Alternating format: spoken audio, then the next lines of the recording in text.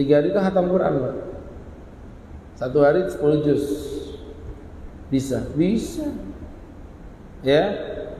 Jadi kalau tiap tahun ada namanya kegiatan ziarah Nabi Hud, dan itu hebatnya kalau udah pas harinya satu kota itu Pak pergi semua. Jadi satu kota sepi. Betul-betul tidak ada, satu kota ini kosong, tidak ada siapa-siapa. Ya, pernah suatu ketika saya lagi tidak enak badan waktu itu sakit atau apa gitu. Tidak ikut rombongan. Jadi di kota Tarim itu betul-betul tidak ada kegiatan, tidak ada orang jalan aja. Masyhur Allah yarhamu juga. Jadi para ulama-ulama di sana tawadhu, rendah hati di sana. Ya, ulama biasa. Dulu almarhum bapak itu berangkat ke Yaman, datang ke rumahnya Habib Umar. Habib Umar itu yang naruhin ikan di piringnya para tamu itu. Ya, sampai menetes air mata. Almarhum bapak itu cerita luar biasa, di sini ulama besar tapi tawadhu, rendah hati. Sedangkan kita di Indonesia ini kerucu-kerucu aja sudah tingginya luar biasa. Modal bisa mimpin Yasin, tahlil udah jadi ustaz. Gayanya selangit. Tahlilnya pun tidak terlalu ikhlas itu. Kalau misalnya tuan rumahnya nyediain prasmanan catering nikmat, itu kenceng dia. La ilaha illallah, la ilaha illallah. Giliran soto Banjar pakai bening, la ilaha illallah, la ilaha, gitu Pak, la illallah. Gitu tuh mau dipanggil ustadz, panggil kiai, apa ya? Ilmu masih pas-pasan. Kayak kita ini kan masih bodok-bodok aja kita nih Pak. Jadi teman-teman yang dirahmati Allah Subhanahu wa ta'ala, itu yang ketiga. Yang keempat, sedekah. Banyak sedekah. Jadi kalau biasanya sedekah rutinnya itu sehari 20.000, 50.000 selama 10 hari pertama itu. Biasanya nyumbang nasi berkah Jumat itu 50 kotak. Jumat ini selama 10 hari pertama 100 kotak. Begitu. Biasanya cuman nyidangin air putih gitu kan, susu beruang. Itu contoh aja. Kalau bapak nyadar, alhamdulillah. Ya. Kemudian berikutnya yang kelima, amalannya adalah haji. Ya, tentu yang berangkat haji. Bersyukur Pak ya bisa berangkat haji. Alhamdulillah lah, kita yang belum berangkat jangan putus asa. Tetap minimal Bapak targetkan untuk bisa daftar. Berangkat itu bukan urusan kita, itu urusannya Allah. Yang jelas Bapak sudah daftar itu udah klik sudah. Bapak daftar, panjang umur Bapak berangkat. Alhamdulillah. Bapak berangkat, Bapak daftar, ternyata nggak sempat berangkat, keburu meninggal. Duitnya mau diambil, boleh. Duitnya digantiin aja sama keluarga, anak saya mau gantikan, boleh. Kurang apa coba enaknya ya? Jadi bapak-bapak, mohon maaf daftar aja. Sampai anak-anak itu saya bilang, kalau punya rezeki itu anak-anak yang kecil-kecil tuh, daftarkan aja. Iya Pak, daftarkan aja. Masih muda tuh, umurnya 20 tahun. Lah kalau indennya nunggunya 30 tahun, baru berangkat umur 50 Pak. Itu daftar umur 20. Apalagi kayak bapak-bapak misalnya umur 40 baru daftar, berangkatnya 70 tahun. Itu talbiyahnya beda itu. Labbaik Allahumma labbaik, labbaik la syarika lak labbaik. Itu ndak usah terowongan Mina, kesenggol gini bisa meninggal. Jadi bapak-bapak, bukan salah kayaknya nggak salah. Pemerintah ya kayak apa, kuotanya kayak begitu. Kali papan nggak tahu berapa sudah, 25 tahun kah? Hah? 30 sudah? Allahu Akbar. 30 tahun Pak. Kayak gitu anak muda nggak mau daftar itu kayak apa? Daftar aja dulu. Ya, yang penting udah daftar. Jadi kalau ditanya malaikat itu Bapak bisa tunjukkan nomor BPIH. Jadi minimal udah clear ini, udah yakin kita mau berangkat, ya. Seperti itu hadirin. Tuh haji. Kemudian setelah haji ada juga puasa Arafah. Nanti setelah puasa Arafah ada juga sholat Idul Adha. Itu nanti kita kerjakan. Dan yang terakhir kurban. Nanti untuk kurban, teman-teman yang dirahmati Allah Subhanahu wa taala, yang insyaallah teman-teman kita bahas nanti di 2 pekan ke depan dengan izin Allah Subhanahu wa taala. Kita cukupi sampai di sini. Selanjutnya seperti biasa silakan jika ada yang mau bertanya, kami persilakan. Silakan Bapak.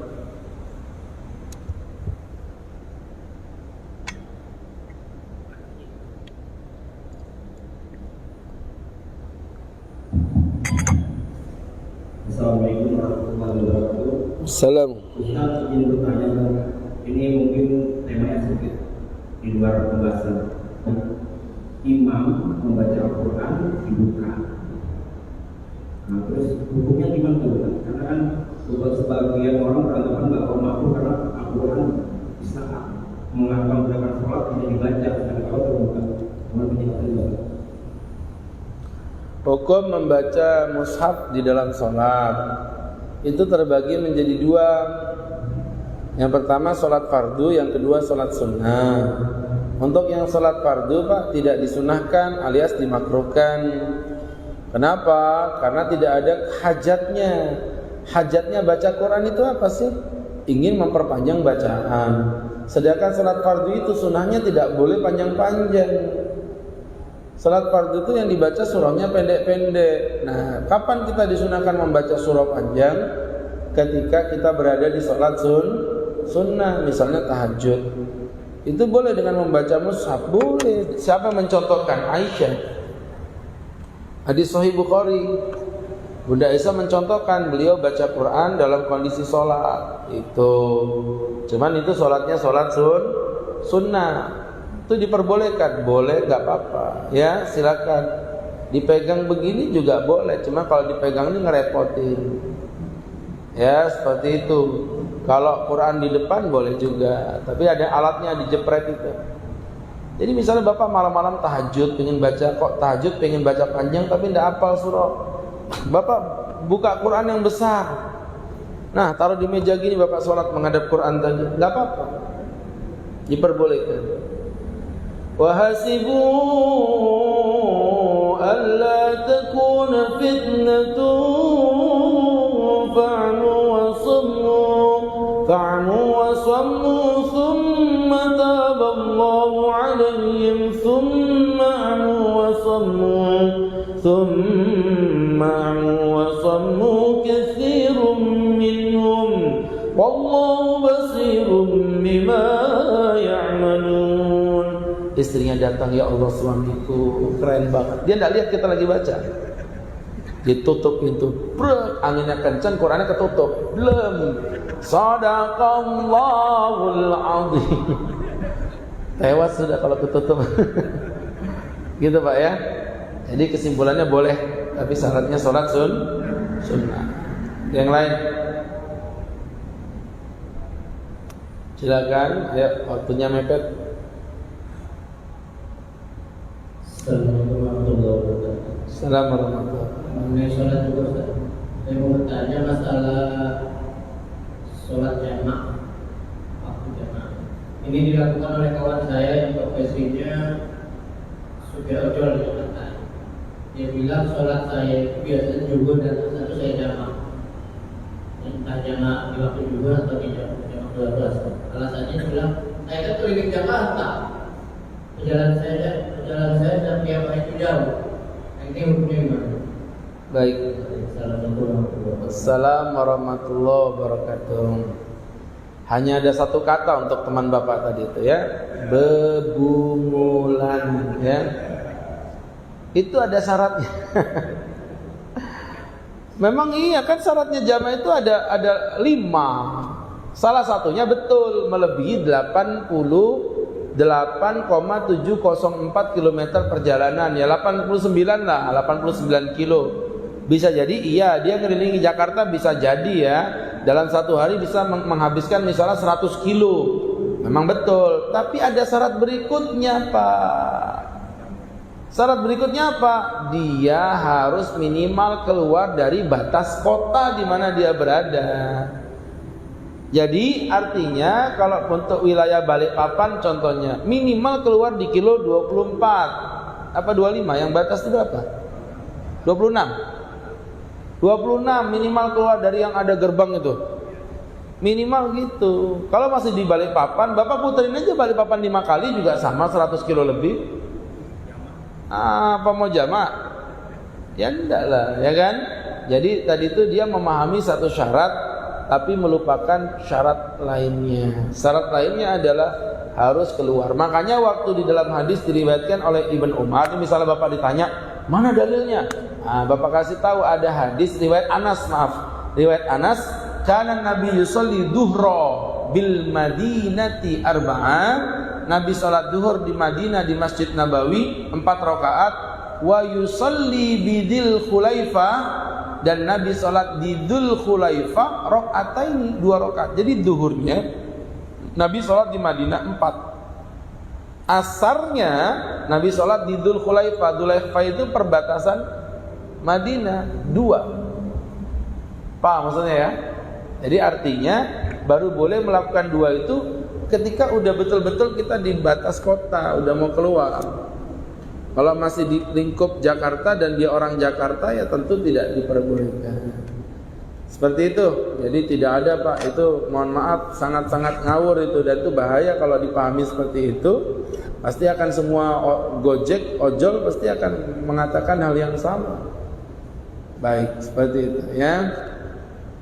Baik teman-teman, kita cukupi ya karena keterbatasan waktu. Insyaallah nanti kita akan sambung lagi di kajian 2 pekan ke depan di pengajian dengan nilai pahala tertinggi dalam setahun. Ingat ya, yang efeknya berarti apa tadi? Konsumsinya juga harus yang VIP itu ya. Baik, mudah-mudahan Allah berkahi kita. Kita cukupi dengan berdoa kepada Allah. Amin amin alhamdulillah rabbil alamin hamdan wa fi ni'ma wa yukafi mazida ya rabbana lakal hamdu kama yanbaghi li jalali wajhika wa 'azimi sultanik. Allahumma salli wa sallim wa barik ala rasulika sayyidina Muhammadin fil awwalin wal akhirin wa fi kulli waqtin wa hina fil mala'il a'la ila yaumiddin. اغفر ذنوبنا واستر عيوبنا ونور قلوبنا ووجهنا بنور الإيمان. لا تدع لنا ذنبا إلا غفرت ولا عيبا إلا سترت ولا حاجة إلا أديت ولا هما إلا فرجت. ربنا آتنا في الدنيا حسنة وفي الآخرة حسنة وقنا عذاب النار. ربنا وصلى الله على سيدنا محمد النبي الأمي وعلى آله وصحبه وسلم. وارزقنا له متابعة له ظاهرا وباطنا يا أرحم الراحمين.